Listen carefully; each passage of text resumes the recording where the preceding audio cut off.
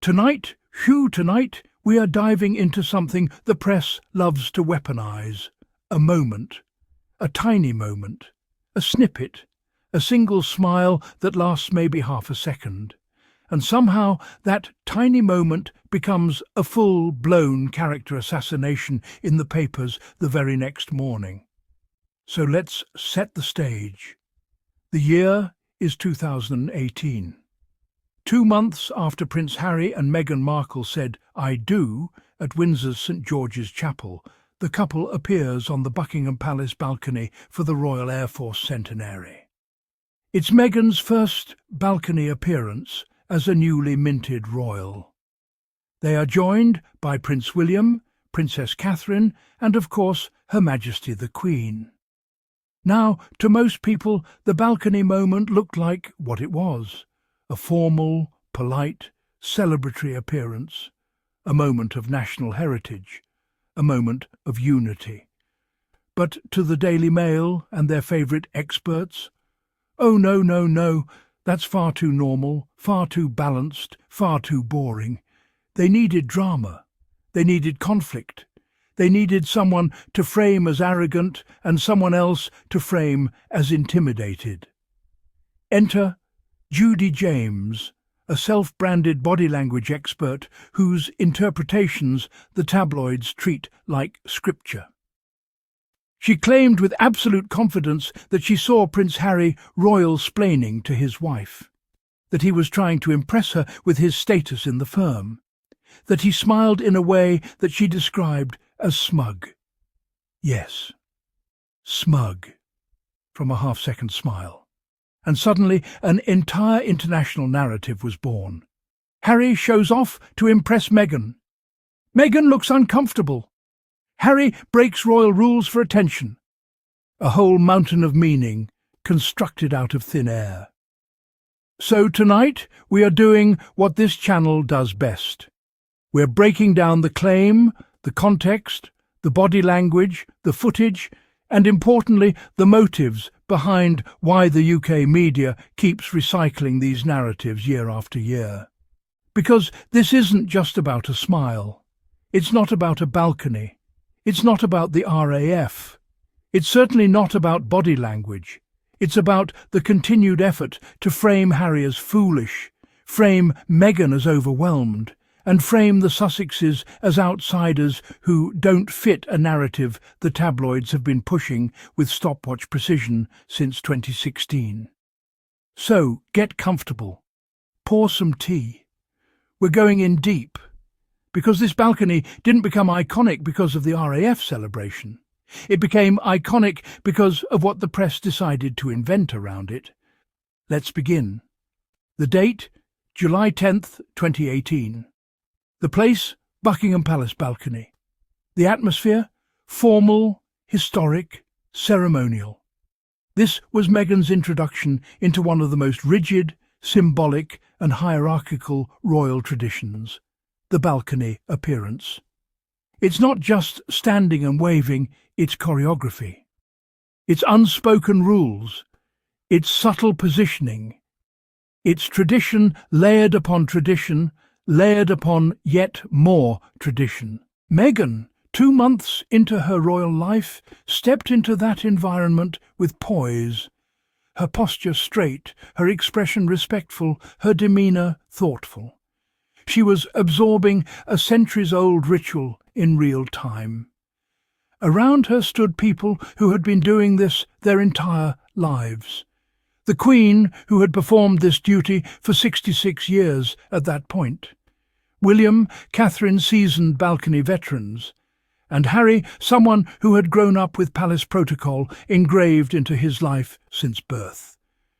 Then came the RAF fly-past, the centre of the event.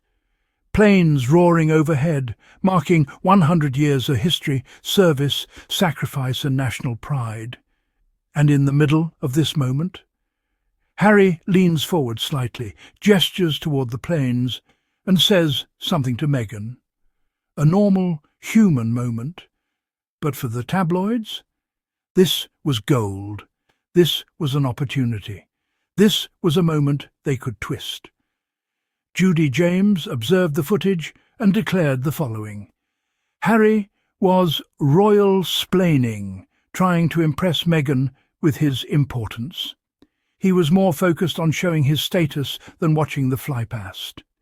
He bent royal rules by calling out to the Queen in a moment that was inappropriate. Meghan lowered her head and tempered her smile because she felt overwhelmed. Harry adopted a closed-lip, asymmetric smile that appeared smug. Now we need to pause, because this is the blueprint for how the tabloids operate. Find a normal moment. Add interpretation. Add motive. Add drama. Sell a narrative. Let's unpack each claim. Claim 1. Harry was trying to impress Meghan with his royal status. This assumes Meghan wasn't already aware of Harry's status. Harry felt insecure and needed to perform. Meghan needed to be educated on how important he is. Any gesture, any comment, any word said in public becomes performative. This framing infantilizes both of them. Claim 2. He broke royal protocol to impress her.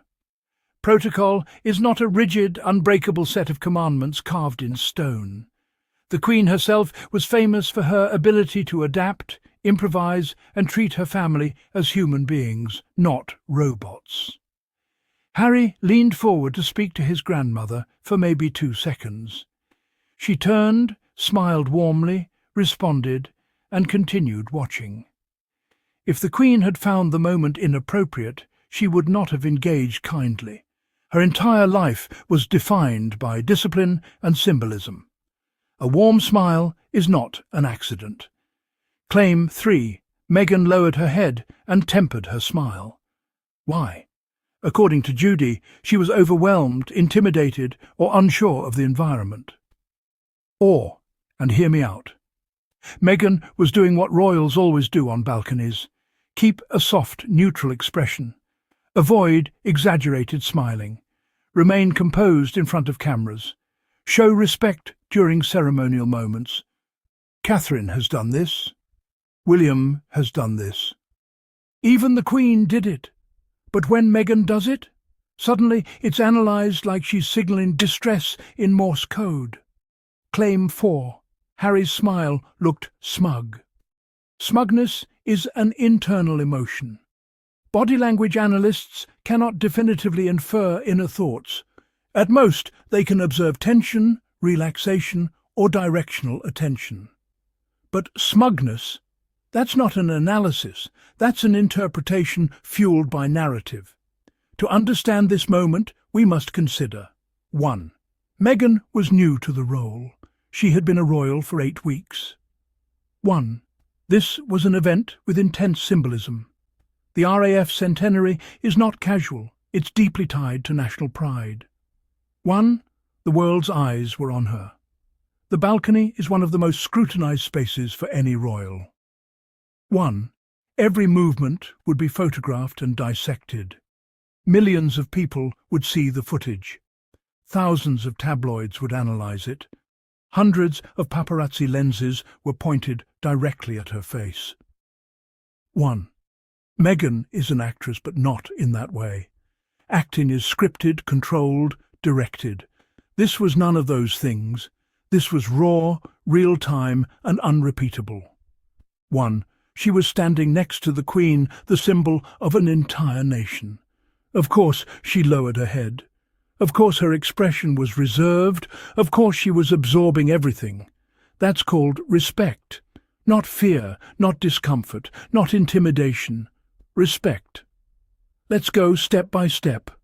Harry leans slightly toward Meghan. Normal. They are married. People talk. He gestures toward the sky as the planes fly past, because the point of the event was the fly past. He says something explaining which plane is which.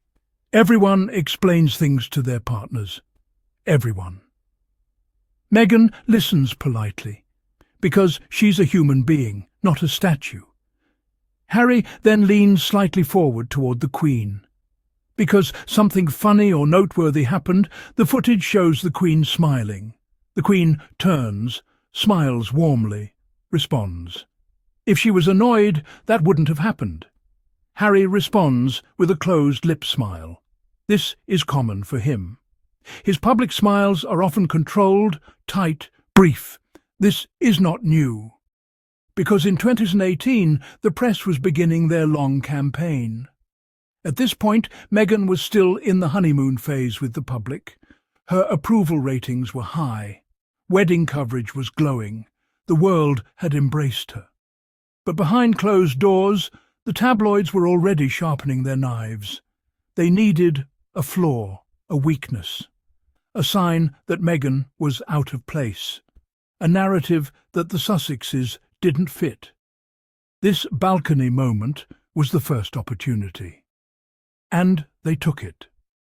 Because once you frame Meghan as overwhelmed, you can justify negative narratives later. Once you frame Harry as arrogant, you can paint him as whipped, manipulated, or unstable. Once you frame their marriage as unbalanced, you can predict doom for years. The tabloids don't report. They build storylines. And this was the pilot episode. Meghan didn't fail. Meghan didn't stumble. Meghan didn't make a mistake. She was composed, elegant, confident, focused. This threatened the narrative the press wanted. The American actress who can't adapt. Instead, Meghan adapted instantly. Too well, in fact. She was calm, graceful, natural, not intimidated. This meant the tabloids had to invent intimidation. Thus the body language analysis. Not because Meghan looked overwhelmed, but because she didn't. Harry's gestures were not arrogance, protocol-breaking, smugness showing off. They were protective, guiding, partnership-based, affectionate. Harry has always been the more relaxed, conversational royal. He speaks, he gestures, he engages. He was helping his wife integrate into a rigid environment. And Meghan, she appreciated it. They were functioning as a team, something the monarchy didn't quite know how to handle. Body language commentary has become a tabloid tool. When there is no scandal, they create invisible scandals using a blink, a head, tilt, a smile, a moment of silence. No evidence required, just interpretation. Meghan is the perfect target. She's expressive, she's new, she's biracial, she's American, she's an outsider. She doesn't fit their caricature of a royal woman. Thus, every movement becomes a signal. Every blink becomes a message. Every breath becomes proof. It's a psychological game, a narrative strategy. Strip away the noise, ignore the tabloids, forget the so-called expertise. Here is what the footage really shows: a newly married couple, attending a historic event, standing beside the most iconic monarch of modern history, sharing an intimate, quiet moment amid pomp and ceremony. Harry explained the significance of the planes. Meghan listened. The Queen smiled. The family stood united. There was no drama, no tension, no discomfort, no arrogance, just humanity. But in the royal media environment, humanity is dangerous, because humanity makes the Sussexes relatable, and relatability makes them powerful. And that, my darlings, is the balcony moment stripped down to its truth. Not a scandal, not a power play, not royal-splaining, not smugness, just a couple, learning, growing, supporting one another. The tabloids needed drama, so they invented some. But here on the Sussex Insights, we deal with facts, context and humanity. So the next time the media tries to sell you a scandal based on a glance, a smile, a head, tilt, a whisper, remember this: interpretation is not fact. Opinion is not truth. Narrative is not reality. And we will always come here to separate the two. If you enjoyed this deep dive, hit that like button, subscribe, and share with anyone who needs to hear the truth behind the noise. I'll see you in the next one.